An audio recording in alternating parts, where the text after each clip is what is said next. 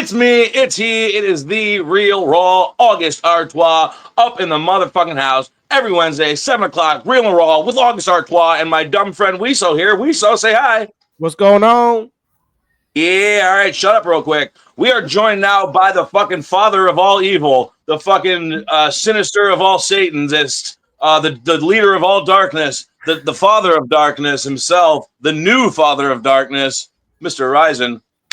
And now the sensational showman and completely a ringmaster persona now. I've completely transitioned from multiple different things, all under the umbrella of the same character. I hate when you go changing your name and all of that stuff. You can't really establish a long-term character that way, but I have always changed it, whether I was like the diabolical priest to the dictator of the damned, and now I'm the sensational showman, a ringmaster of all that is evil. And we can also add the answerer to his own fucking questions. Jesus Christ, RYZIN, why don't you give us a fucking second to dive in here? Fucking, we got to go through the weather report first. Then we got to go through Wiso's nightmare that he had last night, and then we can get to that. But whatever, fuck. There's a 30% chance that it's already raining. All right, but the first thing I will say is to the people out there that have no fucking clue about professional wrestling, no fucking clue about the sinister of showmanship, the no fucking clue about mohawks or anything, tell us about RYZIN, dude. Who, me? Oh, well, RYZIN has been a wrestler for going on 22 years. So ever since I was 17, started in Colorado, and about a little over a decade ago almost a decade rather, made the move to Florida to better enhance my opportunities at making it to the big time. So through all of that, I've had a complete, laundry list of talent that I've worked with, and I've had, been afforded the opportunity to do everything from WWE NXT, which congrats on doing some work with them as well. But I have done that. I had a performance center tryout. I am the losingest wrestler in AEW history with a record that shall never be broken at 0-40. But on the counter of that, I am the only guy to ever defeat Matt Hardy in a deletion match. And that's just scratching the surface to, the wide resume that I've been able to conjure up over the past 22 years. Now, one thing I always get praised about is my merchandise, which is very little. And one person that has inspired me the most to always go above and beyond in the merchandise game is you yourself.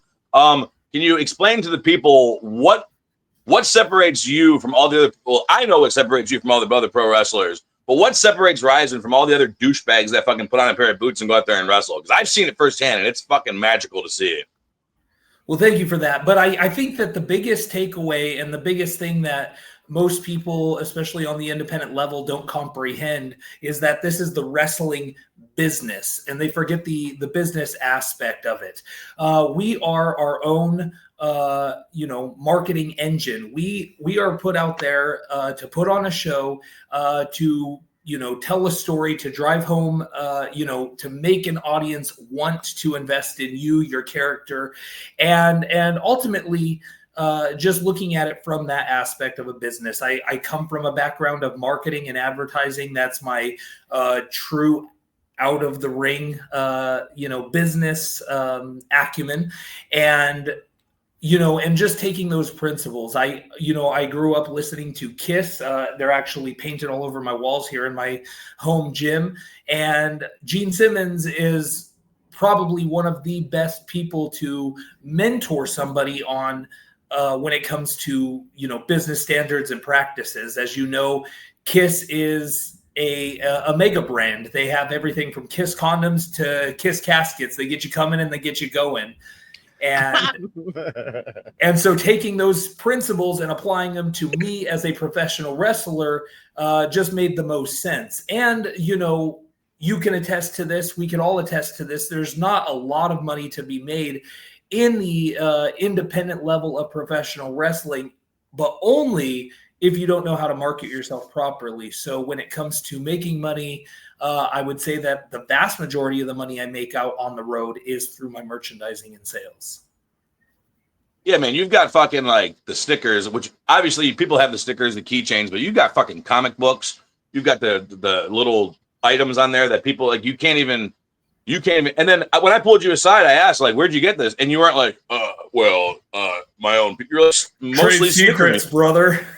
Yeah, I'll suck you up. That was the best blowjob I've ever given because you gave me a lot of secrets. But that's like another one thing that I yeah. One thing I highly respect. Fuck you, Wiso. One thing I highly respect about you is that it's always business first, and a lot of guys can learn from that. Is like, if you want to show up to shows and fucking in the locker room and get over with the boys like that, like that's one way to do it, and you'll get usually fucking nowhere. But if you're out there with the fans, like, I mean, look at all the like, just for instance, me and you wrestled at Real Pro Wrestling recently. You were over by your merch booth. Every single person that you talked to and had a conversation with at your merch booth, they wanted you to fucking win that night. They wanted you to fucking kill me. They fucking hated me for the simple fact that you gave them a couple seconds of your night and you stayed in character the entire time, which I've never seen you not in character because I don't think you're really a character.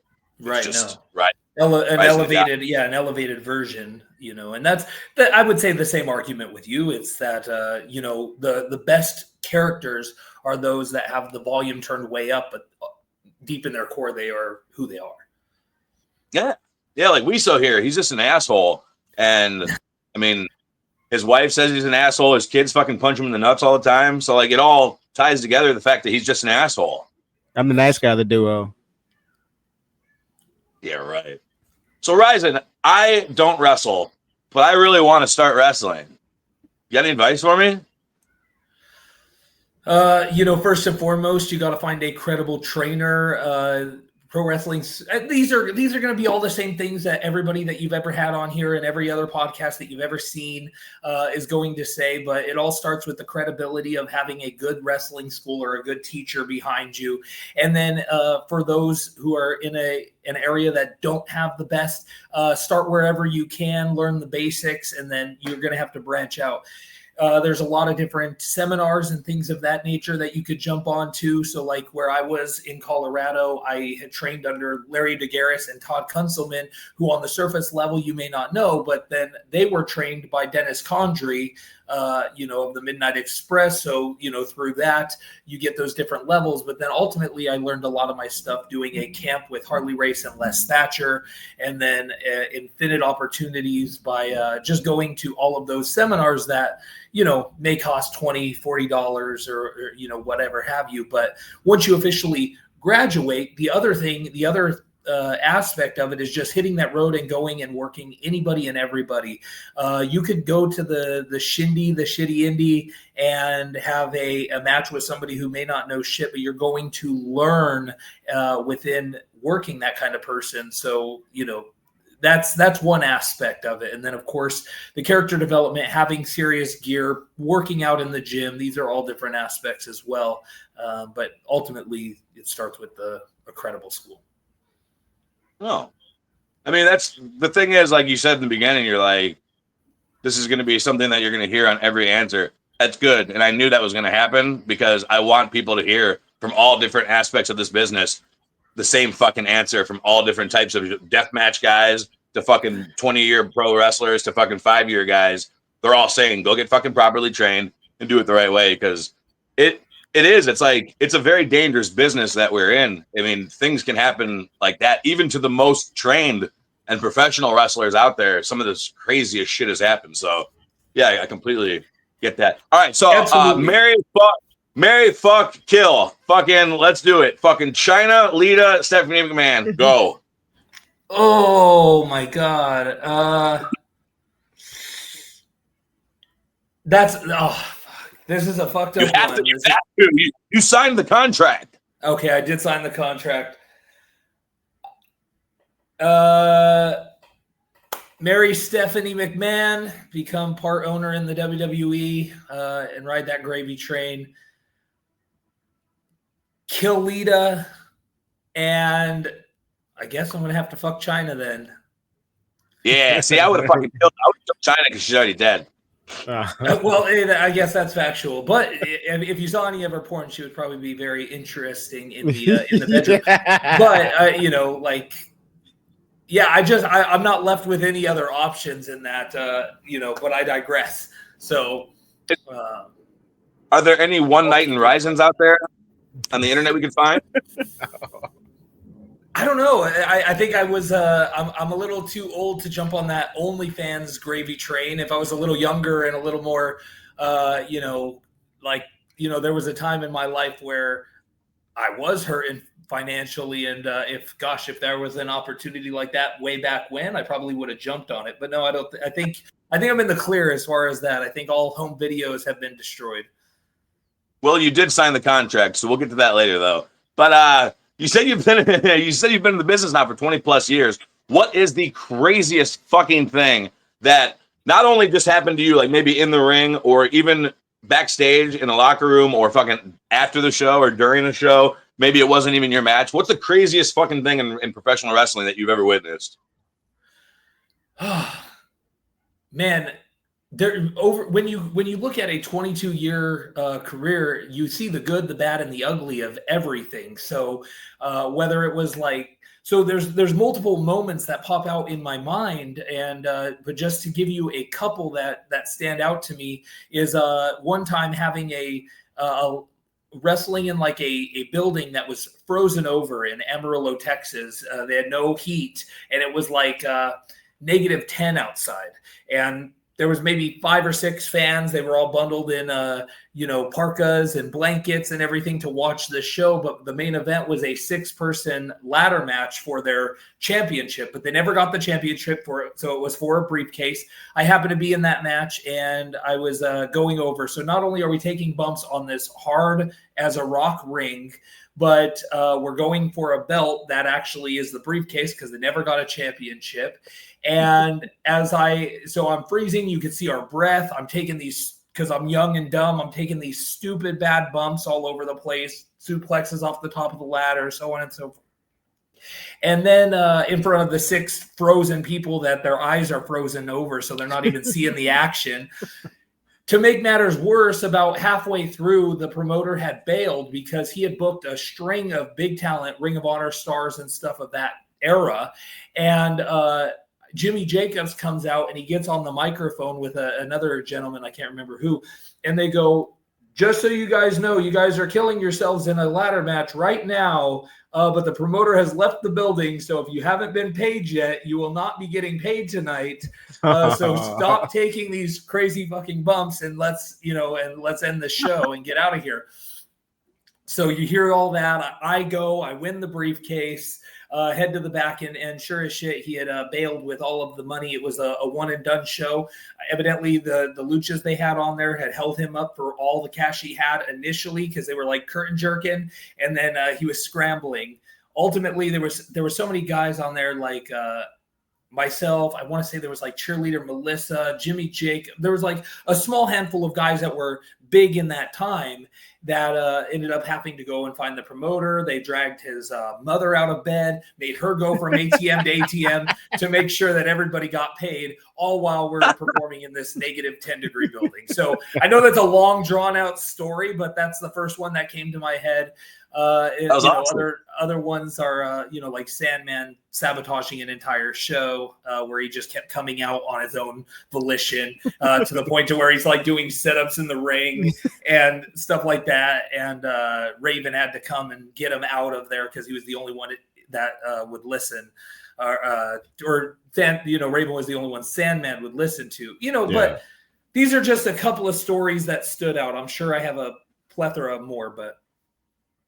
All right, so what's the craziest thing you've ever done in a match besides fucking taking back bumps on a frozen wood? I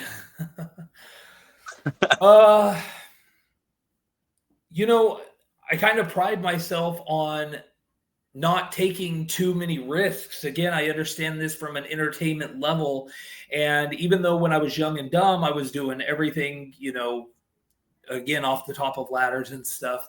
I can't really pinpoint something stupid that I did within a match. some of the dumb things I did was like drove to like the border of Juarez when I was young and green and got, basically shot on, for no money. And then I had a, little blonde girlfriend at the time. I made her sit in this crowd where she was the only one sticking out like a sore thumb. People stole her purse and, and all of this just for the love and the chase of the passion. And my match was maybe 2 minutes long, and all I did was get my ass beat and then sent home. So, and it was like a, 13-hour drive, 14-hour drive. So Damn. Just dumb shit like that when I was younger. Yeah, that's dumb. I think that's dumber than any fucking crazy spot you could possibly do. Yeah. Yeah. I think so too. So you gave the advice for somebody getting in the business, but now for someone like me, for instance, like I'm almost 5 years in the business. You've seen a lot of things. You've seen a lot of people shoot themselves in the feet. You've seen a lot of people fucking go into business for themselves, ruin their careers even. What's the best advice do you have for somebody who's currently going in the business, but it's just hitting like rough spots left and right? What's your best advice for someone like that?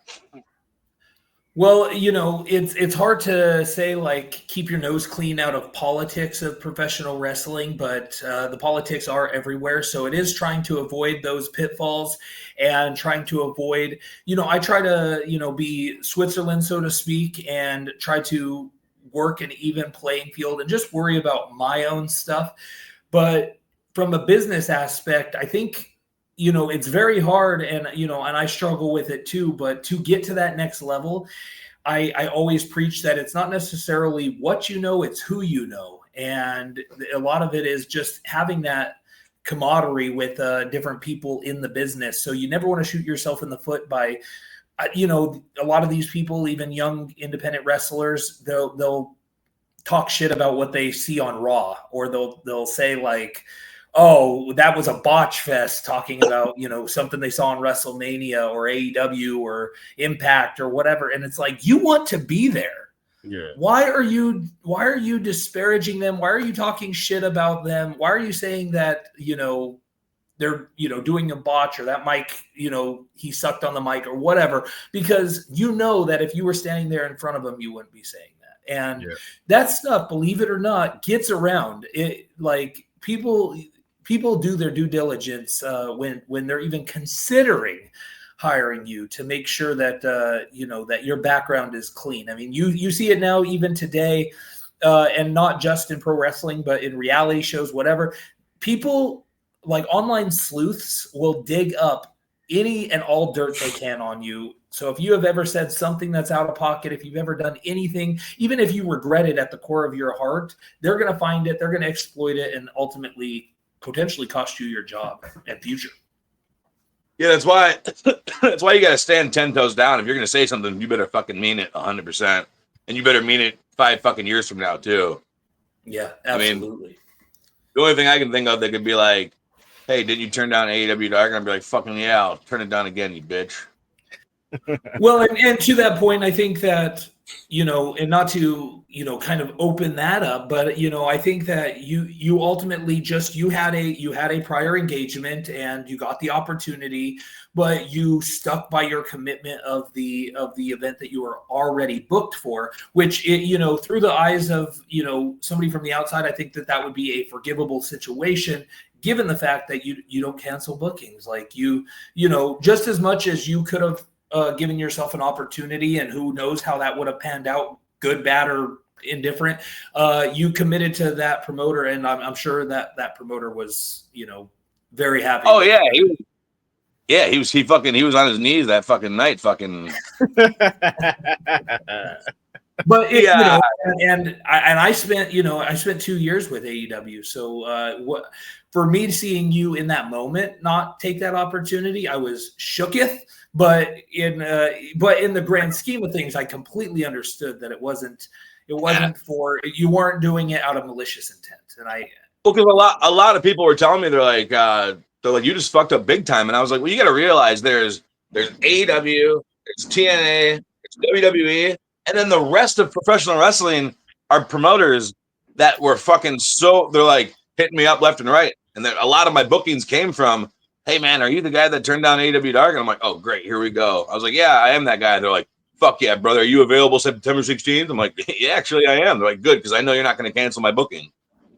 Yeah. So, I mean, in the grand scheme of things, out of 100% of professional wrestling, I'd say about 87% of it's independent wrestling. And I made independent wrestlers and promoters with money happy. And they wanted to invest in me. I mean, like I said, if you're gonna say something online, if you're gonna do anything, you better fucking mean it. You better believe in it, and you better hope you're fucking still believing it 10 years from now. But now you said 0-40 for AEW. I mean, my friend here, Wiso here, he's actually 0-40, but in a different way. Who is your favorite fucking match that you had in AEW? And then like the one that meant the most to you, I'd say. I wouldn't say which one was like the best match because you know you have favorite matches for different reasons. But which one meant the most to you? Oh, you know, I had a few really good ones in AEW. You know, some of the ones that stick out, like anytime I wrestled Frankie Kazarian years prior in Canada in a ladder match again. So going back to like I just typecast, I guess, because I was always, you know, such a big fan of the Hardys, and then now, of course, I'm a lot closer to them. But like people always had me booked in matches. So anyway, I had worked Kazarian in a mall in the middle of Canada in the middle of winter, and so he remembered that. But there's just one of those things, just like, you know, and I'm not kissing your ass necessarily, but you and I have this natural chemistry every time we've wrestled, and I think that me and Kazarian always have that same kind of chemistry. So every time that we wrestled, whether it was against SCU or whether it was me versus Kazarian one-on-one, we click when we get in that ring. And he's a very giving guy. So in one of those things where he could take, you know, his squash match, enhancement match, whatever you want to call it, and do with that what you will, he was always very giving and affording me opportunities to get my shit in. So I always respected that. But yeah, working Penta and Phoenix, similar thing. They're very giving guys. So it's great to see Penta and Phoenix getting their flowers. You know, so, but I definitely had a lot of good times in those 0-40 matches. And then there were some that were like, you know, 10 seconds long, but. You know. Yeah, because I was told that, you know, some of the guys in the back, you know, if you had a match with them, then they were cool as fuck. And they'd be like, hey, you can do, what are some things you want to get in? And then people were like, what? Then there were other guys that were like, you ain't getting the fucking shit in, dude. Yeah, and I think that you're going to get that no matter what locker room you're in. And it was always a mixed bag. I would say the people that I wrestled the most out of everything was the Gun Club, which included Billy Gunn. So Billy, so giving, so kind. The whole Guns, I love the Gun Club. And again, talking about guys that are nice gun you have there. Talking about guys who are the most giving, you know, and we were, you know, because the Guns had an opportunity. They were basically able to get into AEW on the quick, you know, based on their dad. But I would never take anything away from them because they were in and out of that ring anytime that there was a spare moment, and they were learning from every veteran, you know. And then if you want me to, I do have a funny, interesting story as well, kind of a backstage thing with AEW that I thought was peculiar. But anyway, the Guns were amazing. Hold on one second. So do you have any backstage stories or anything like that you'd like to share? Oh, well, you know, that's funny you asked. So like there was a one time that they had mentioned in the morning, one of the mornings that we were doing tapings, that Jake the Snake was going to hold a promo class, and he was, you know, so they were like, you know, and it was for the talent as far as I knew, but I had asked if I would be able to partake even as a extra or enhancement guy. It was still early in the COVID era too, and just, you know, without naming any names, it was shocking to me how many people, both like contracted and uncontracted, didn't show up to that. And literally even Cody Rhodes was sitting there, you know, with us elbow to elbow, listening to what Jake had to say. And we're talking Jake the Snake Roberts, one of the best on the mic, hands down, didn't even have to ever raise his voice, and you would listen to what he had to say. And I could count on literally one hand how many people came to that, you know, 11 a.m. class seminar. So that, you know, just small things like that I go, man, because for me, like, any and all opportunities that I had there, I took, and anything that they, I was a sponge. Anything that people wanted to teach me, any feedback, everything, pretty much everything you can do right to get a job, I feel like I did, and I did to the best of my ability. So it's still shocking to me that I didn't, get signed full time after everything was said and done. But I can't. Would have been signed to WWE first. You probably would have been.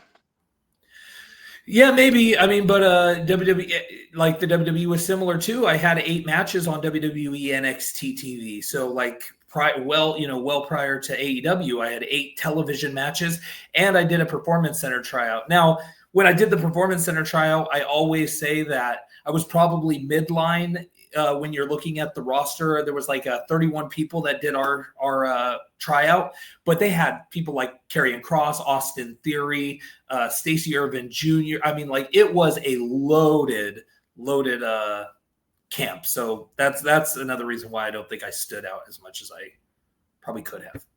And that's not a cop out, guys. That's not a cop out.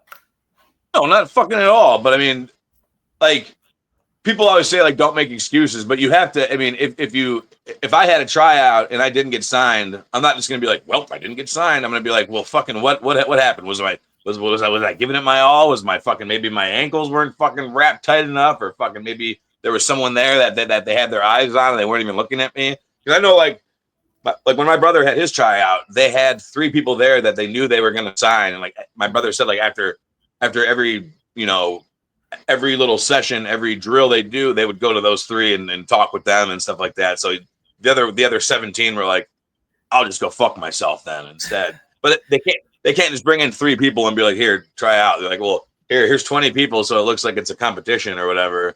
We already know, like, we're signing this guy for sure, no matter if he does good or bad. But we just know what to work with next. Yeah, but and I felt that was the case. I mean, again, with that, and I just recently, somebody had asked when I had done it, and I couldn't remember the specifics, but it was February of 2018. And if you go back and look at that class or that tryout, I just named the couple off the top of my head, Cross and Theory, and that Stacey Irvin Jr., which they signed right away. He was a gold medalist. And he was, I think, dating what's her name at the time, the gold medalist chick. No, not that one, the other one. But anyway, I had known that after rereading it, I was like, oh man, there was probably another 5 that are now signed that were maybe on their back burner. But so it was loaded, and there was hardly anything I could do, without stepping out of line to enhance my opportunity to get signed. Which again, water under the bridge as far as I'm concerned. I mean, I always take those opportunities too. Like you said, Jake the Snake was there. We had one where at NXT we were extras, and Regal pulled all the extras aside and gave like a little seminar and shit. And that was really cool. But I was in the locker room with Kevin Sullivan not too long ago, not too long before he died, or not too long after he died. Before he died, I don't know. Before he died, unless you were talking to him posthumously, which. We were with a Ouija board. I mean, he was really into that devilish stuff back in his heyday. We were in the locker room, and like we had Shane Douglas. I was in a match with Jacob Fatu and Journey and Juicy, and they're really huge on the fucking respect and the veteran shit. So we were asking Shane Douglas to help with our match, and then Kevin Sullivan walked in. And he's like, go ask him. So I was like, hey man, dude, do you have any advice or anything like that? And he's like, yeah, don't vote Democrat. I was like, yeah, dude, that's the fucking advice. So like, take advantage of it, but sometimes you'll get some of the stupidest fucking. I've pulled some veterans aside, not even like signed veterans, but just maybe local Florida veteran guys.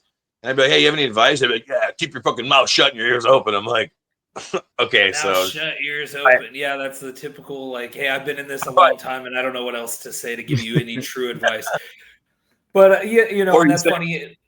Yeah, you're going to get a mixed bag. When I was really young into the business, I wrestled Hacksaw Butch Reed, and it was my first name that I was actually wrestling against. And he came in, he was frail. He was still jacked, but he was, a frail man. But I went up to him and I was like, hey, let me know if there's what spots you want to do and, and everything. And he goes, we'll just go out there, brother, and have a good time. And I'm not worried about it. And I was scared shitless because I was like, I have never went out there cold, and now I'm going out there cold with Butch Reed, who has been, half of Doom in WCW, freaking the natural Butch Reed in the WWE. And I would, but then getting out there with him. And again, this is one of those true, ears open situations, is that I did just that. And it was by far my best match I'd had up to that point, because he knew what he was doing. He would take me over with the head, brother. And it was natural. It flowed so well. And, people backstage were like, well, don't expect him to bump for you. He's a grizzled old vet or whatever, kind of thing. And they couldn't have been any more wrong. That guy was bumping all over the place for me. And as I said, he must have been in his probably 60s. Head scissors, which he called, things like that. Anyway, I digress. But yeah, there's goods and bads to every veteran, but it's worth asking. That's the important part. Yeah, dude, it's worth, because I asked WISO every time we get on the StreamYard, I ask if he wants to watch porn. He says no every time, but it's worth ask, right? But if you look at the reflection in his glasses, he's definitely watching it. He's got two screens. He's just sitting there. Me and you were talking. He's watching porn and getting it. Oh, by the way, ladies and gentlemen, my co-host here, he's got a fucking blanket on. Show me your blanket, WISO. Wait, is that stains on that blanket? Do you see it glimmer a little bit when he's moving it? Like, design. Oh yeah, look at this. Yeah. No. Yeah. Sure. Finally, a guest that makes funny dripping in cum. Okay, got it. That's a lot of fucking cum, dude. It's his holy blanket. He fucking drops it. It just it's stiffer than a fucking bowl. It's like a piece of cardboard. Get your washing machine pregnant. I gotta tell him. Daddy, chill. Anyways, all right, it's time. Fucking, I can just sit here and talk to you for hours, buddy. But anyways, we have to get to the first segment. The first segment is everybody's favorite segment, and we just like to know what pisses everybody off about professional wrestling, but we can't get started until we hear that sound. Bring the motherfucking ruckus. Bring the motherfucking ruckus. Bring the motherfucking ruckus. Bring the motherfucking ruckus. Ruckus. Wicka, bring the mother. Oh, sorry, I didn't know we were live. We're live, pal. Yeah, dude, it's time to bring the motherfucking ruckus, and bring the motherfucking ruckus means what pisses you off about pro wrestling, what grinds your gears, whether it's behind the scenes, backstage, in the ring, fans, mainstream, or some fucking crackheads fighting at the gas station. I'll get started just to warm up the fucking pod here, and we'll get started with the fact that I got 3 fucking shows coming up. I've cut 4 fucking promos, and I've gotten 0 responses. And now 2 of the shows are this weekend, which you ain't selling no fucking tickets with a promo cut now, guys. Sorry. Nobody has that much kind of drawing power. And the second show would be next weekend, but it's a 3-way. I'm waiting on 2 promos from 2 guys. What the fuck is wrong with the professional wrestling business? I want to be on TV. I want to be a star. Can you cut me a video? A what? A video. Put yourself over, put the match over, sell some tickets. No, I just want to wrestle. What the fuck is wrong with the business these days, RYZIN? Well, entitlement for starters, they don't want to get themselves over. They expect the promoter, they expect everything handed to them on a silver platter. And maybe that's a cultural thing. I'm not too sure. But I have always prided myself in not only delivering promos in a timely fashion, but doing so, with an actual backdrop, with some character, with some bravado. It's a lot of work to get into all of my regalia, whether I was the priest or whether I'm the ringmaster today. And then I take pride in my editing and different things like that. But, it really grinds my gears when talent cannot be bothered to produce that, and then they wonder why there's a lighthouse or why they're not getting paid more. You are literally you get to dictate your pay scale. You get to dictate whether you get booked again, instead of woe is me and it's everybody else's fault. But yeah, that is definitely one aspect, is wrestlers not turning in their promo. Not to mention, I can't stand the seatbelt lazy vertical, like, hey, I just got off of work at McDonald's and, I'm going to be kicking ass on Saturday, come see me. Like that, you just eliminated, unless you're playing the character of Ronald McGoddamn Donald, which would be an awesome gimmick, by the way. You have no reason to be exploiting your shoot job in such a way, but B, like, have some pride in what you're delivering. If they don't believe that you're a star, you're not a fucking star. Yeah, we also have the segment Shitty Promo of the Week, which we're going to get to after this segment, but we watched a promo of some guy sitting outside of his job drinking a Red Bull, and he literally said, sitting outside my job drinking a Red Bull. Come on, dude. If it wasn't so cookie cutter, that would be funny. Like, I'm freaking like Nostradamus or something, like, and I could predict the future. But no, it's just that is so frequent that it's laughable. Daryl Cronister says, you just hit every point that August hates. We have a lifetime fan here, Daryl. He's a cameraman in Oklahoma for Wrestling Perk, which I'll be there this weekend, fucking fighting Enzo Amore. Well, he used to be known as Enzo Amore. Now they just call him Dickhead. Now they just call him, hey, what are you doing in our locker room? Yeah, that fucking guy. Look at his face. Looks like he's taking a hot shit in his pants.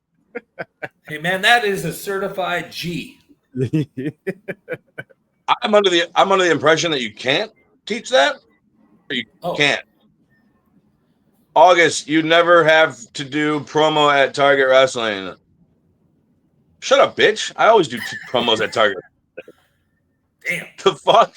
What a stupid. I mean, she's from England, so you can't expect her to be fucking smart or anything like that. He loves the fans. He loves the fans. Man of the people. I love my fans. Yeah, I try to tell my fans You're not about that guy, pal. Trust me. You're not that guy. Okay.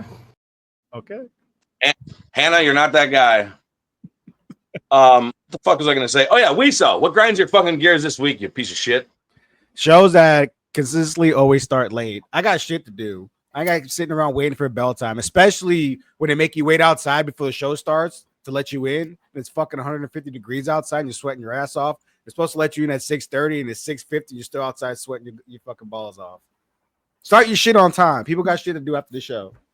Again, I mean, that just goes about, trying to run it as a business. And I know everything can't go according to plan, but, you unless something astronomical happened, you would never see UFC or WWE or, something doing that.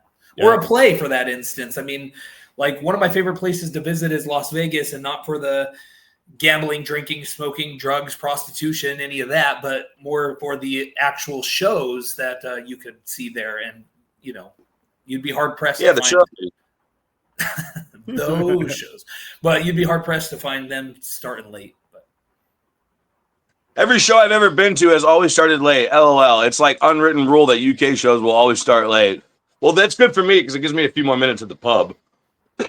When I'm in the UK, that's weird. She had the same last name as you. I know. It's my sister. Oh, I remember her. Same one I met at Real. No, different sisters. How many sisters you got, man? My adopted sister. She's from the UK. It's a fan turned friend turned family. Every time I go to the UK, she always makes sure I got a bag full of fucking energy drinks. I've got little chocolate panda, which shout out Panda. I just finished my last fucking chocolate panda bar. She makes sure I have fucking Star bars. She bought me these too, which are fucking delicious. They're called fruit pastels. They're fucking delicious. And then she got me stuffed animals and toys. So basically, like, she knows that when I go to the UK, I got Wayne. I got my best friend Wayne. Awesome. But he doesn't come to all my shows when I'm over there. So when she's there, she really makes me feel like family to the point where she's my sister now. That's awesome. Yeah, but you met my blood sister. Yeah. That's right. Well, hail Panda. I think you fucked her too, but I'm not sure. No, not me. I don't. She looks like me, brother. But that was such a hot feature. Well, You're not that guy, pal. Trust me. You're not that guy. Okay. No, I'm not that guy. I'm not that guy. all right. What grinds your fucking gears about professional wrestling, RYZIN? The toxic fan base. I know that this is, again, I know that I'm just regurgitating what everybody else says. I get it. But professional wrestling can't thrive as much as it needs to because their own fan base cannibalized. Look, he got so pissed he left. WISO left. He's the toxic fan. He's the toxic fan base. I offended him to the point he was like, "Ah, fuck you." All right, click. He's toxic, dude. But no, it's crazy to me that they cannibalize the industry that they love and admire, and that, it's the weirdest thing because if I love a band, I've openly said I love Kiss, I love Ghost. There's a lot of bands that I love. I'm not online talking shit about Ghost. Like, Tobias may not have done the best, and he's the lead singer of Ghost, by the way. He may not have done the best cover over the past weekend of Ozzy. He did a cover for the Ozzy Osbourne tribute show. But I would never go online and rip somebody that I admire, who I fucking have tatted on my body, for the sake of doing it. And I don't understand how the fan base loves to do that, man. They love to bury their own. They love to, to tear down people that they supposedly admire and respect and care for, and buy tickets to, and wear their merch, and meet them at cricket meet and greets. Yeah, that blows my mind because it's the same people that like you said, it's the ones that they won't say it to your face. Like, someone gets fired from WWE and these people are like, good, who gives a shit? We never wanted them anyways. But if you saw them at the gas station that night, you'd be sucking their fucking dick for an autograph or anything, for a picture or anything, just to let people know that you met them. So yeah, and it is unfortunate because people always go, oh, I want there to be competition to the WWE, but then they'll disparage AEW, they'll disparage Impact, because it's not living up to the whatever their WWE expectation may be. But it's like, if we're not building them up and going to those shows and, hey, welcome back. We're done talking about, about you being a toxic fan base member. I know that you were like, is he talking about me? He's got being toxic. Click. RYZIN, you remember when we were young, we used to get the Netgear fucking CDs in the car? That's his internet service. Or the AOL little 3.5 inch floppy. And a 3.5 inch floppy is not what you think, so it's a disc that you used to insert into a computer. His wife picked up the phone. Fat boy at AOL.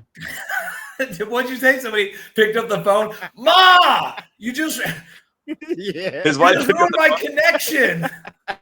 internet fucking shut off. And then the internet, he's waiting to log back in, and it has the little guy running across the screen for AOL. He's like, come on. That's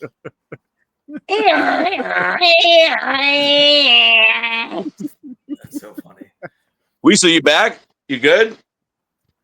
Still a little glitchy there, but we're good. Yeah, pretty glitchy, but we're good. You don't have to talk much. All right, so what else grinds my fucking gears? Let's think about... All right, so say there's fucking 3 or 4 promotions, all local.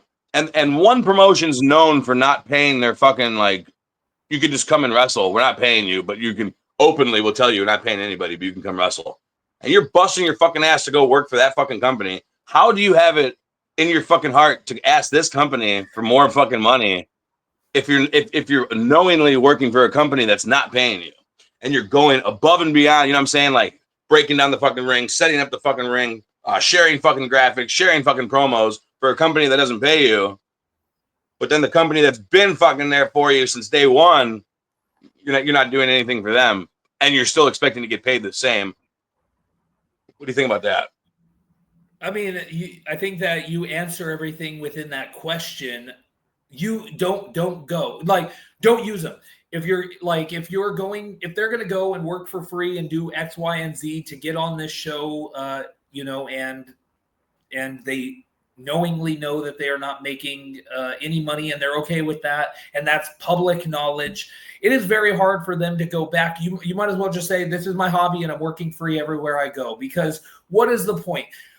I get asked weekly to go wrestle all over the place. People always go, RYZIN, why aren't you booked every which way, every company, all over the place? Why? You have some name value to you. You have a character. You work well. You tell stories in the ring. You have bomb-ass merchandise. Why don't you work everywhere? And for the reason is I have set my booking fee. I tell them my booking fee. Again, things can be negotiated, but overall, I stick to my fee, my boxes that you should tick off if you want to book me. And if you don't want to do that, that is no, again, being in it 20 plus years, I guess I get it when you're young and trying to break into the business and just get an opportunity every which way. But at this point in my career, glitched out for a minute. We'll blame the weather, but you got to, again, treat it, just going back to the very beginning, you got to treat it like a business. And I do. I would rather stay at home, and I can make money in multiple different ways doing other things outside. I do marketing and advertising. As I said, I don't have to go to your show. I know what I bring to the table. And if you don't feel like financially that's worth it, then that's fine. I could go elsewhere. But absolutely. For those who just, I love the fact that you stand, because like you said, like if I want to work for your company, then I'll negotiate and I'll lower my number a bit and we'll work some things out. But like, if I'm a promoter and I hit you up and I say, hey, what's your rate? And you say $150, and I say, I'll give you 50, and you say, okay, like I don't respect you at all. I don't respect you at all. There's no fucking fighting you. At least meet me halfway or something like that. It's like, okay. Like, okay, now you're never gonna get that 150, because now, like you said, word travels in this business. And say two promoters are talking, and he goes, "Hey, I pay this guy 75. What do you pay him?" He's like, "I pay him 50." Like, oh, I'm paying him 25 more. Like, fuck that, fuck this guy. So you got to stay consistent. Like when a promoter hits me up, they say, "What does it take to get you there?" I give them this, and that. And if they say, "Well, I can do this and that," and now it's up to me as an independent contractor, do I want to accept this job or not? I might not. If it's worth my fucking time, or if it's not worth my fucking time. Yeah, and then you can look at all these other factors. Do they draw well? Am I going to make money on the back end with merchandising? Can I cut costs anywhere? Is this something that is, widely seen where it may introduce me to that next level? And then ultimately, anytime that I enter a negotiation room with a promoter or everything, there must be a little bit of honesty between the two of us of, hey, I'm not going to exploit what you're telling me, and you don't exploit what I'm telling you. If I do you a favor financially, then that's between us and nobody else, because my rate is my rate, and I'm not going to bend or break on that. So, yeah, absolutely. That's just like the one thing I don't do. Like a promoter hit me up a couple days ago, and he's like, "Hey, what's it going to take to get you here?" And I was like, "Flight, hotel, and my rate." And he goes, "I can do hotel and rate, but I don't pay for hotels." I said, "Well, then I'm not working for you. See you later." Like, it's like going up to a prostitute, be like, "Do you get blowjobs?" And she's like, "No." And you're like, "Oh, okay. So then never mind then. I guess I'll go find someone who does get blowjobs." I want a blowjob. Speaking of blowjobs, you ever been to Thailand? I have not. I know you have. I follow your adventures. Not that closely, but I do follow your adventures. Yeah. So, hey, WISO, since you're back now, let's go ahead with what grinds my gears. When your fucking co-host can't have a good goddamn connection, but bitches about our guests not having good connections, but he's the fuck up that fucks up our fuck up. For the record, the contract did state it was like, have a great Wi-Fi connection. I was like, all right. I was like, email me the link because I'm going to do it on my laptop to ensure a strong enough connection for you guys. First time out of 50 is not bad. First time out of 50. Let me write that down real quick. First time out of fucking 50. All right.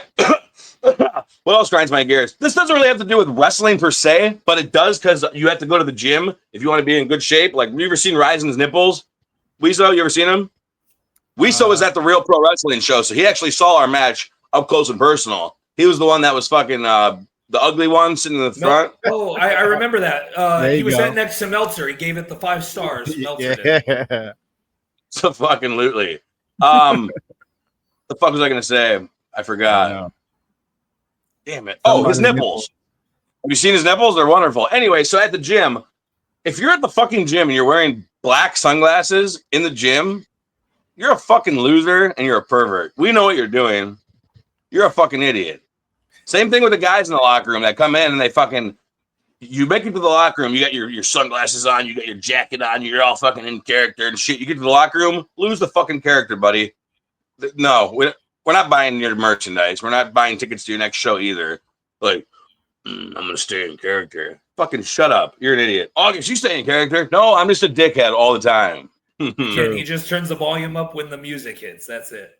But otherwise, you are the same all the way through and through. Always have been ever since day one when I met you. And to piggyback off of that grinds your gears, gym is also a big thing. I don't understand the industry. Like, look like an athlete. There's very few people that can get away with not looking like an athlete and be in that ring. But for the most part,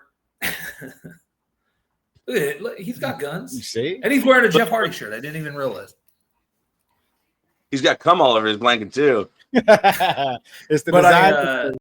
But yeah, spins. You know, if again, just like as you would your gear and the quality of your character and this and that and the other. Spend some time in the gym. Otherwise, don't do a physical. Like, don't be a wrestler. I don't know. I digress. But there's a lot of No, you're 100% fucking right. This is why it's called Real and Raw.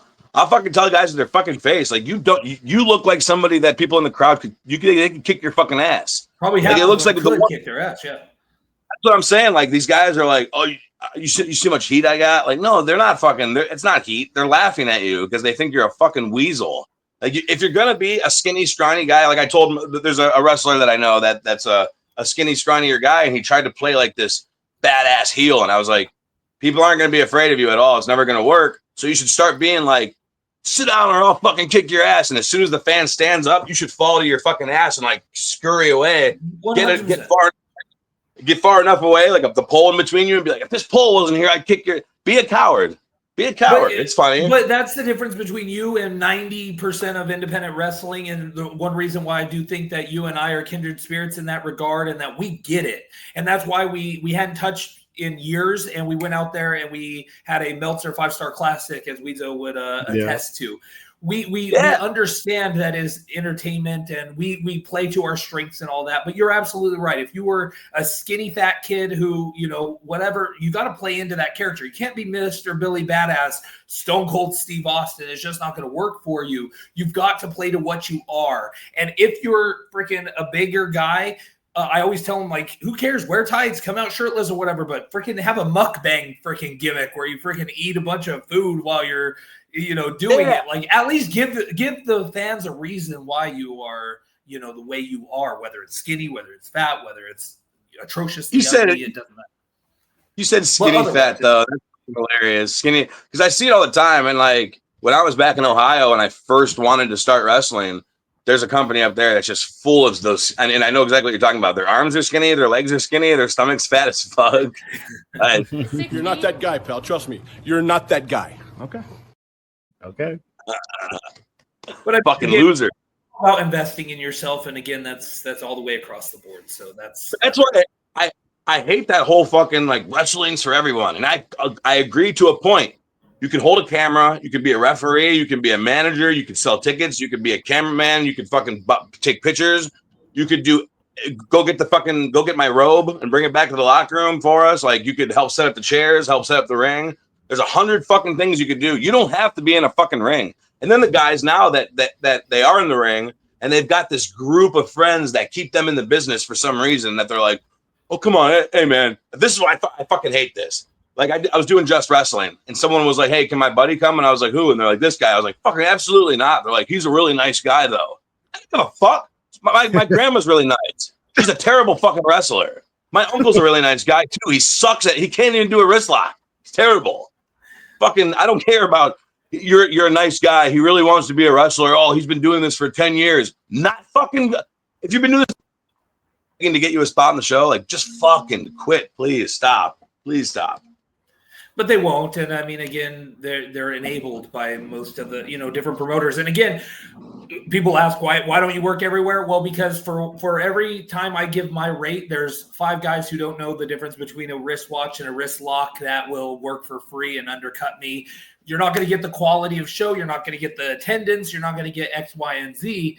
But again, you get what you pay for. And again, it breaks my heart because for fans that come to shows, especially first timers, I want them to have that experience of like, oh, I'm definitely coming back to that show because what I saw was amazing. Athletes, good looking people, storytellers, a mixed bag, but the show itself was quality. But who am I? Yeah. Fucking audio. I just got a phone call. My audio just got fucked up, and now everything's really quiet. Hold on one second. Let me try to fix it real quick. If it doesn't fix it, WISO, I have a list of instructions for you. If it doesn't fix, I'm going to hop out. I'm going to hop back in. You do not let our guest sit there quietly. Ask him a fucking question. Make him some tea. Buy him something nice on Amazon. See if you want. Take that fucking cum blanket off. He doesn't like it. Stop showing him the cum blanket. It is All right, Prime I'll be right Day. back, gentlemen. I'll be right back. Ask him something, WISO. 20 years in the biz. What's something you wish you knew that you know now when you first started? I wish I knew the politic game better. And not, you don't have to be shitty about it, but there was many opportunities where woulda, coulda, shoulda ran through my mind after the fact. I just rubbing elbows with the right people. I think that I'm at a point now where I do it, I do it now, but it's, hey, welcome back. But, so yeah, a lot of that, again, it's the politic game. I believe, and I'm not toot my own horn, but I believe that I should have been signed. I've had multiple opportunities to do so, but I don't think I play the political game that well. Yeah. I think I'm too nice by default. So I just think it's you're way too fucking nice. It's a blessing and a curse because I see guys that were getting opportunities they're like, case in point, here's another one of those. I know a lot of people like these things, but here's a WWE NXT story when I was working there. Again, I had 8 matches and there was a guy that was standing there pre-show and Triple H was out there running things and they were like, do not, under any circumstances, approach Triple H, especially when he's trying to get the show produced.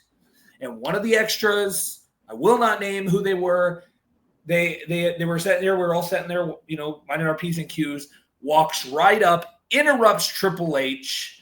We're all aghast. We're like, what the fuck? He walks up, hey, I'm so-and-so, whatever. Completely gets dismissed too, because of course Triple H is like, what the fuck? I'm trying to produce a show, man. Get lost. 2 weeks later, they announced the Cruiserweight Classic and he's on it.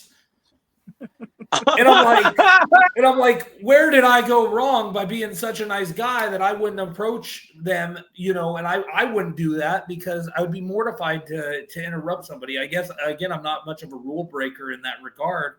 But yeah, it was just small things like that. Not an inconsiderate prick. Like it happened recently. I was an extra on Saturday Night Main Event, and so Triple H moved up to the main scene. So it says on the last thing it says is "Do not approach Triple H" in all caps. It says the last thing. So this fucking extra, I guess, while we're backstage, they're like doing segments before the show starts, and Triple H goes in the bathroom to take a piss. The fucking extra follows him in there, and while he's at the urinal, he goes up to him and he's like, "Hey, what's up? My name is blah blah blah." He's like, real quick, I gotta get my charger. Time out. All right, so it looks like we have to talk to each other now. He tried to shake his hand while he had his hand on his dick, or? I mean, that's as far as I know. He was at the urinal and the guy walked up and was like, "Hey, man, Nice to meet you. Let me shake. Then there was another one. There was another one that fucking as soon as he got there, you're supposed as soon as you get there, you're supposed to switch into your fucking like t-shirt and shorts, and you go and take your physical, get your blood, your heart rate checked and shit. This fucking dude goes and gets his physical checked out. Then he goes to the fucking he goes and changes into his work gear and goes to Gorilla and fucking starts doing push-ups and shit in Gorilla. I'll tell you that story again real quick. Sorry, I came in at the tail end of that. I was afraid I was going to die. I was afraid the laptop was going to die, and I didn't want to bail. I didn't want to do an Irish goodbye. Yeah, because are you Irish? I don't know. Oh, I thought okay. for the longest time I was half Spanish, but then I did my genealogy, and I'm not even at all a little bit Spanish. I think RYZIN. Yeah, that's Spanish.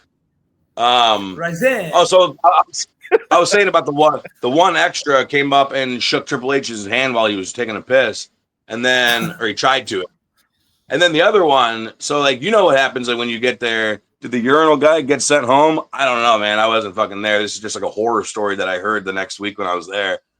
But then, you know, when you get there, you come in the suit, then they have you change into the t-shirt and you go get your physical, your fucking blood, your heart rate check. Then you go and you fuck off. You usually go put your suit back on. You wait until they fucking have something for you to do. And this guy goes and starts oiling up and he puts his gear on and he goes to Gorilla and he starts doing push-ups inside of Gorilla, and they're like, "Who the fuck is this guy?" And I'm like, "Dude, what are you doing?" They're like, "I'm just letting you guys know I'm ready whenever you need me." They're like, "We don't fucking need you. Get the fuck out of here. What are you doing?" Oh and man, some horror stuff. NXT champion. It's crazy. No, I'm just kidding. Yeah. No, but that's the kind of thing is like where you would think you'll never be asked back. Sometimes gives you the opportunity to be, you know what I mean? So, but again, you never know. I guess that's the crapshoot. That's the gamble you take. Maybe I should just start saying, because like I was gonna go up to Shawn Michaels and be like, "Hey man, you used to make my mom come all the time," but I was like, "That's weird." But maybe he'd have been like, "That's the kind of humor we're looking for around here, kid. That's the moxie we're looking for." That's it. But I mean, so I for all the, you know, as I said, the woulda, coulda, shouldas, there was some good stuff. Like I always waited until after NXT tapings for Regal to practically leave the building to pull him aside, and he was always so gracious to do so. And I know for a fact that if it wasn't for that, that I wouldn't have had the Performance Center tryout. He just was like, "Hey, you do a lot of great work here. You sell your ass off.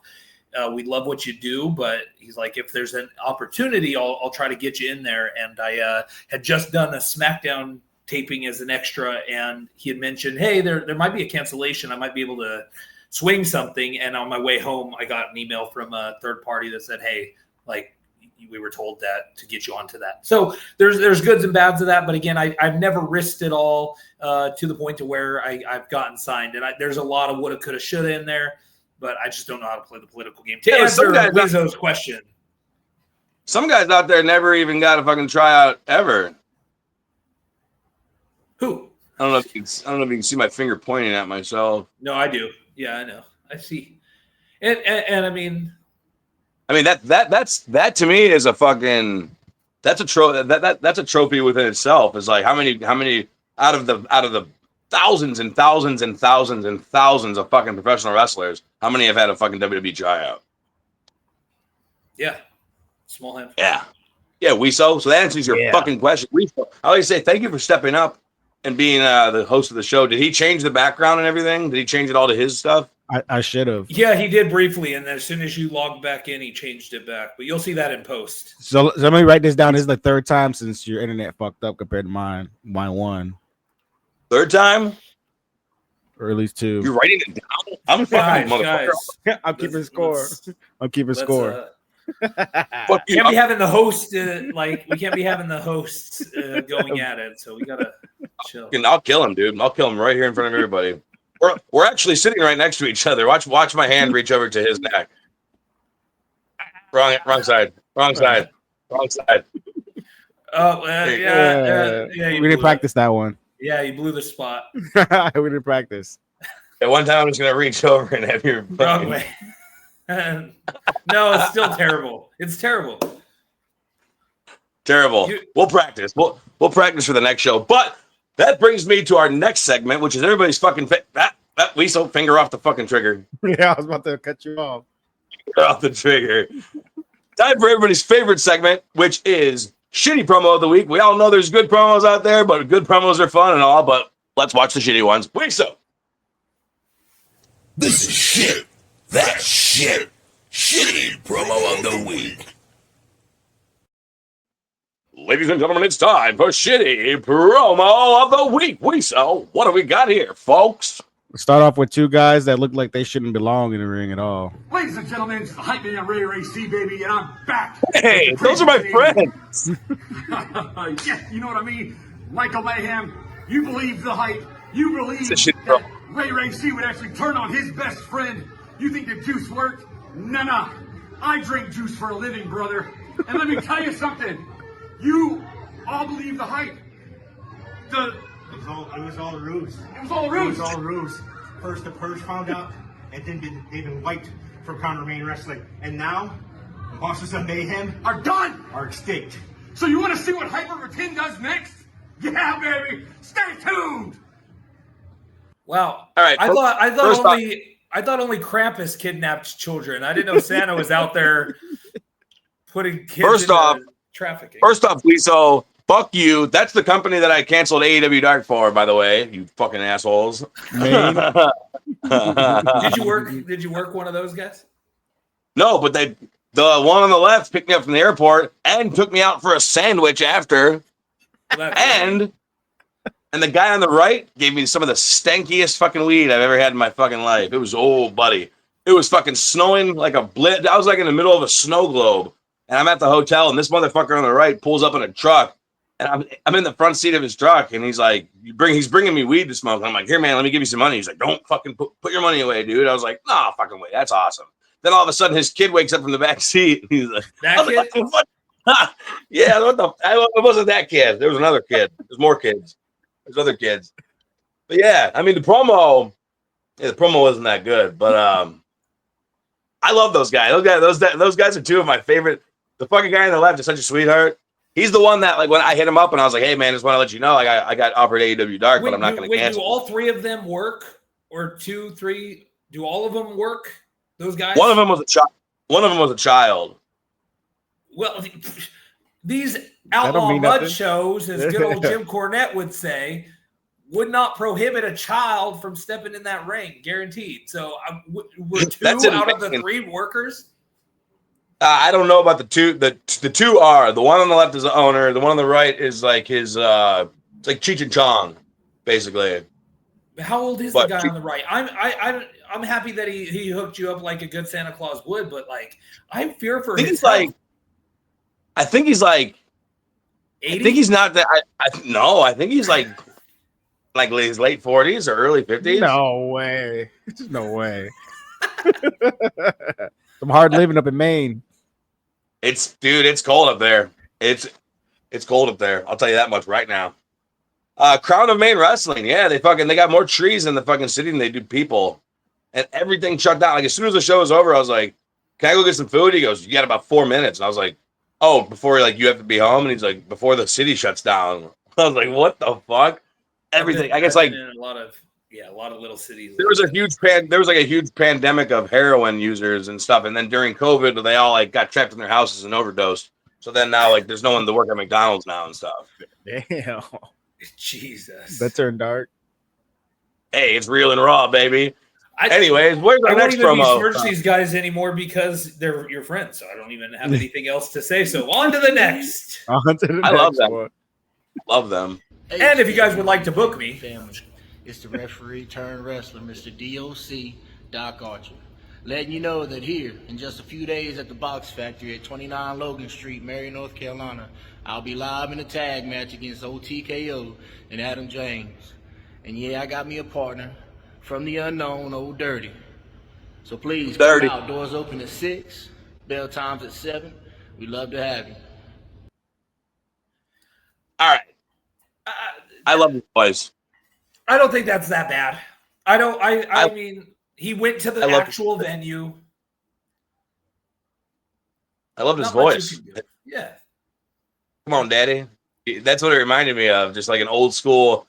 The only thing I don't like is I fucking hate handheld promos. Like they sell tripods for $5 at Five Below. They sell them for $3 at Dollar Tree. Fucking hate handheld promos. And so now, like, because you're doing it handheld, at least it was widescreen. Most people do that fucking vertical shit. Yeah, but it was backwards. Okay. Everything was fucking written backwards. And here's another thing too. If you have a good graphic designer that makes a flyer, please don't tell me the fucking address to your show. I don't want to know it. Come down to 1033 North Madison Avenue, Suite 304, and come see me shove my foot up my opponent's ass. Make a right at the 7-Eleven, go 3 blocks down, hook a left. There's going to be a barn out in the middle of the field. You're going to park out there. And as soon as you get out there, you're going to see these little lights. You're going to come into the barn. You're gonna whistle 3 times. If someone whistles back, wrong barn. Wrong barn. That's where the sheep are. You got to keep going another block down east, and then if you hear the banjo, you're in the wrong fucking neighborhood. Deliverance Pro Wrestling. That's fucking funny. I mean, but the thing is, I'll give that promo was he did touch on everything. The address, where it is, his opponent, his partner, what kind of match it is, how much tickets are, when the doors open. Like, he literally covered fucking everything. Yeah, I can't hate it. I commend that. I can. Guy. It wasn't the worst. Again, just invest in yourself. He could do a little more if he wanted to. Could have done more there. Whatever his name. What was his name though? That's one thing I didn't get. What was his name? I don't know. Let's see. Play it again. HWA fan. Until we hear his name. It's the referee turned wrestler, Mr. DOC. Mr. DOC. Mr. It's DOC. The referee turned wrestler, Mr. DOC. Referee turned fucking wrestler, dude. He fucking literally covered. We could have used him in our match at Real Pro. We had no referee for the first 3 minutes. Yeah, I'm surprised neither of us used that for our grind our gears, because that grinded. But the thing is, like RYZIN was saying, like, me and him are so fucking like whoosh when we get into a ring that we didn't even realize for a minute there wasn't a referee until it was time to ring the bell. Then it's like, fuck, we do need you. Come out here. Yeah, but then again, just rolling, like, because I had the circus pants that are black and white striped or whatever, so we rolled with it until a ref came. He rolled out of the ring. I started counting him out myself because I'm like, well, somebody's got to do it, and like finally we got a guy. But again, it's just you can't teach that. Shout out to your opponent next weekend. But but you can't teach that kind of stuff. Most independent talents, unfortunately, would sat in the ring like a deer in the headlights. Or I could see one rolling out of the ring and going backstage to try to find a fucking ref. Is there a ref in here that could come and ref this match? like fucking The Shining. Here's the ref. Yeah. Here's the refy. All right, where's the next promo from, Wiso? Ladies and gentlemen, today I bring to you, I forgot your 3. It's, okay. So that is so, no, don't even start. That is so pathetic. The smartest, the sickest, the bestest. Get it right. Okay. Get your head in the game. All right. Damn. Bossy. Yeah. Duh. Listen, I'll show you how it's done, okay? Ladies and gentlemen, may I introduce to you the Unchained King, Brandon Day. Surrounded by idiots. But that's okay.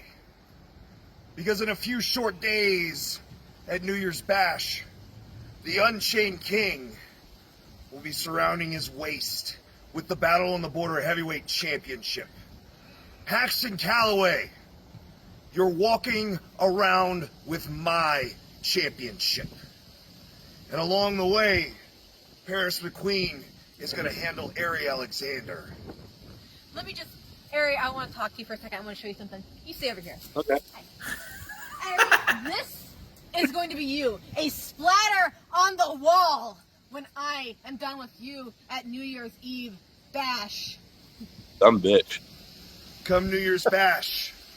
It's the dawning of a new day for Battle on the Border.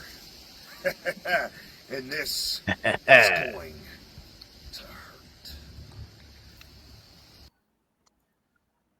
She blew your kiss at the end, and you blew it right back, bro.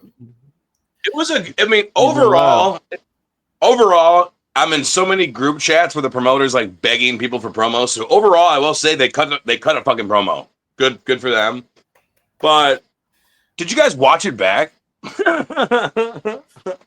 So I like when it comes to things like that, I have a tendency to be like critical for their own good. Like I'm not hypercritical. Like I wouldn't bury these people. Like I'm here to help. That is again why I'm not signed, because I'm too damn nice. But like overall, the one guy, the court jester guy, and that's what I imagine him. I've never seen these people. I see a king, a queen, and a court jester, and that's how I would have booked him. Because like he's the pissant, he's the guy that they just kind of dismiss. But I would put him in a full court jester outfit and really regal up the king and queen thing. But the girl has decent chops. I think she could have tightened up.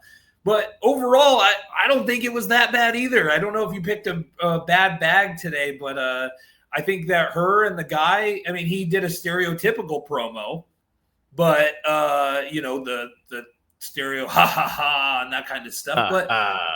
But overall, again, it was a promo that was actually delivered, and I mean, I don't have too many critiques other than, I mean, there's a lot they could tighten up on. But Daryl's dumbass said, so he is Unchained King in front of a chain link fence with barbed wire. So he is the Caged King. Good one, Daryl. Daryl should have cut a promo against them. See? Don't put your That's days a counter out there. promo.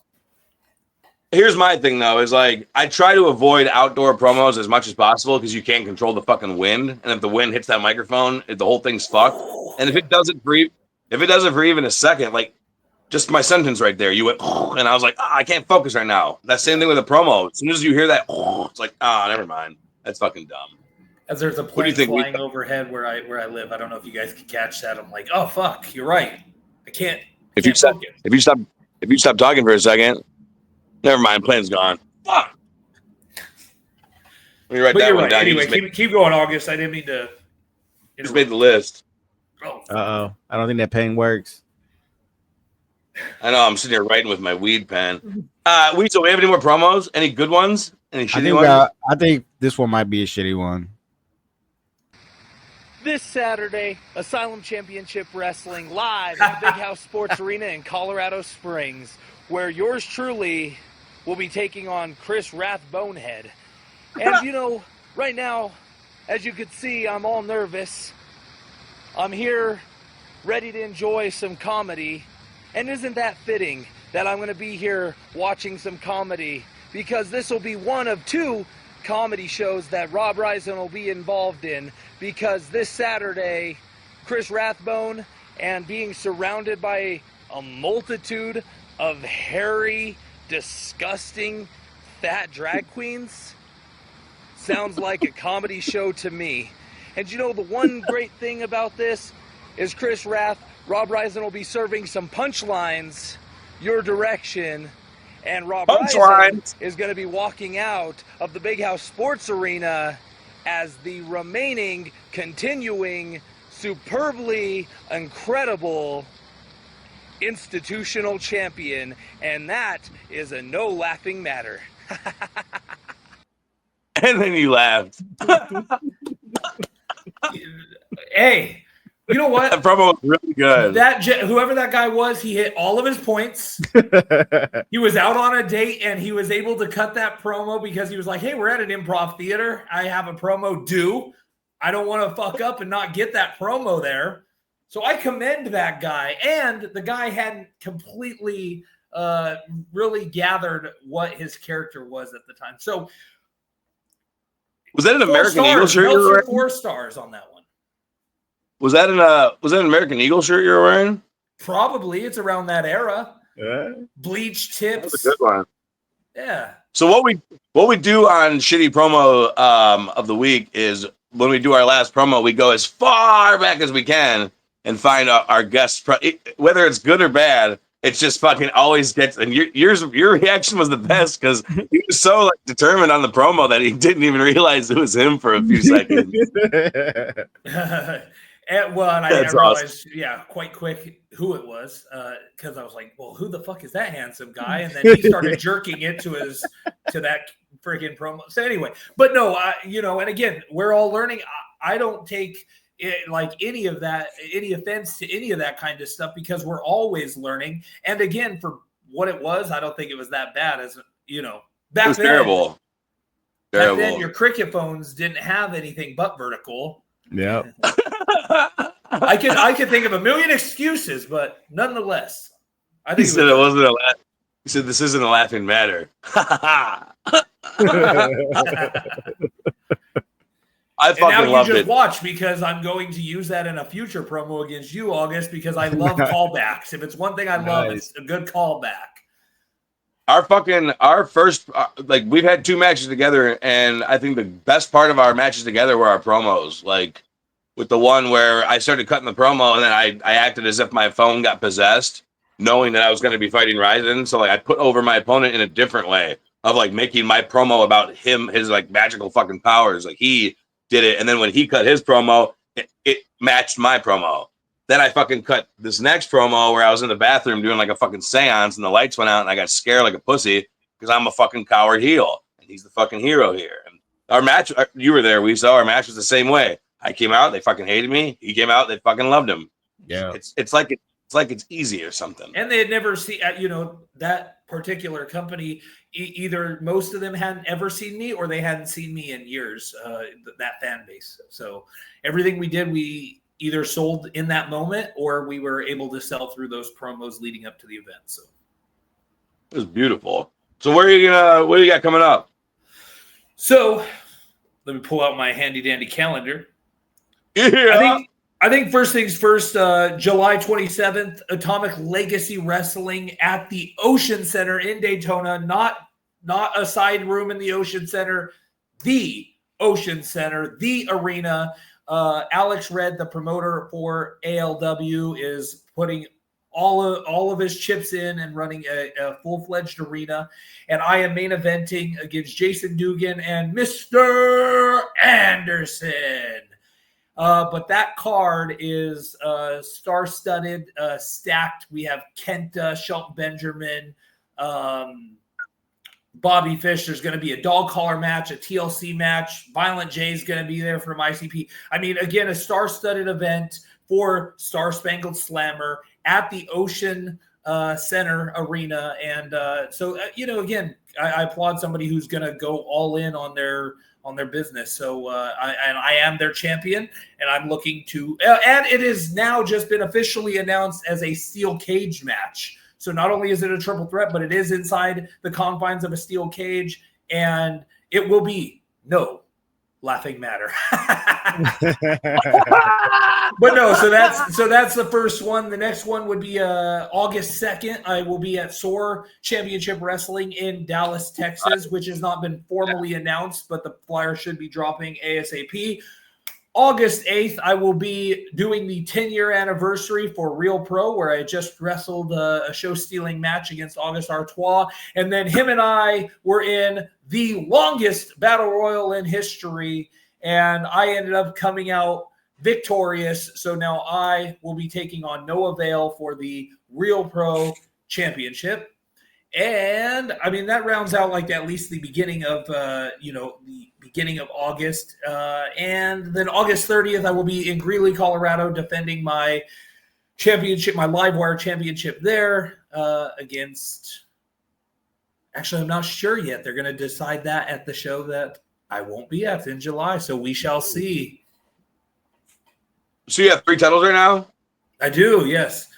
Modern day Ultimo Dragon. Nice. Yeah, dude. It's beautiful. I got 3 active titles right now. I always take pictures with 5 of them, but 2 of them aren't in existence anymore. But I still won. I still won. Just like when I won the war briefcase in 10-degree weather, I kept that damn briefcase because even though I should have been the war champion. Still have it? No. No, I don't. A great story that would have been. Where can we find you? And do you have any other upcoming projects? I know you had the comic book and shit like that. Do you have anything else coming out like that? No, I mean, I broke up with Pro Wrestling Tees. So if you go to RYZIN.store, you will see a slew of RYZIN merchandise. All of it is what's really cool is the printing on it is top notch, and you get it within a week. So that was my biggest gripe of Pro Wrestling Tees is the longevity it would take for a fan to get a shirt. My turnaround is within a week. So RYZIN.store, and there's probably about 10 current shirts to choose from, all within the new realm of my Ringmaster character. And that is RYZIN.store. You can follow me on all the major socials at Hail RYZIN for the most part.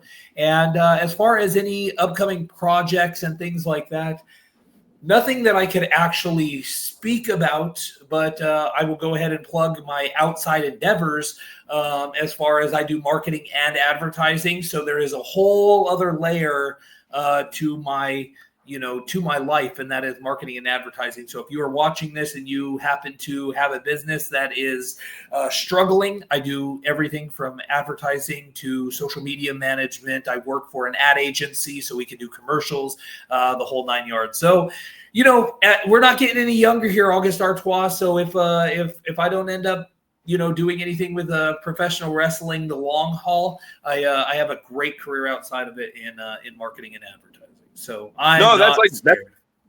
that's one of the first things I said when you got on was like, you're the number one inspiration for me. When I'm setting up my merch table and I'm putting my little stickers and my pins and my 8x10s, I'm thinking of you, RYZIN. I'm thinking of you. And I thank you. Hail RYZIN. Thank you. I'm serious though. Whenever I fucking tell people about they're like, oh, where'd you get your shit from? I'm like, oh, I got this from Sticker Mule. I got this from this place and stuff like that. I'm like, you ever seen RYZIN's fucking? And everything's fucking perfect. The stickers are all lined up, all fucking couple of them here, couple of them here. The pins, your fucking figures, your this and that, your condoms, your RYZIN condoms with holes. I would say, that's one thing about a guy like Matt Cardona that always preaches that, again, people don't listen to, is that guy has the merch booth of all merch booths. Oh, he'll also be at that ALW show taking on Nick Nemeth. Matt Cardona. Matt Cardona. I never heard of You might have remembered him from Zack Ryder. Zack Ryder. Do you remember that? Oh. I'll send you a couple matches. Pretty good kid. Yeah, never heard of it. Send me some matches, kid. I'd like to see it. Let you know how green he is and what he needs to work on. But hell yeah, man. I appreciate you stepping by. I know it costs a lot of money to get you booked. You'll see tomorrow morning that check is probably going to bounce. That's not me. That's WISO. But we appreciate you stopping by. Your time is now spent. Just so you don't even have to bounce the check, just keep what money you were going to give me, and WISO could buy a new blanket. Yeah. Thank you. Yeah. With that being said, thank you very much, RYZIN. WISO, go fuck yourself. Everybody, make sure to stop by fucking Wednesday, 7 p.m. Every Wednesday, 7 p.m. Tomorrow, Thursday, 7 p.m. Ridiculous with me and WISO. Thank you, everybody. This is mine. Get the fuck out.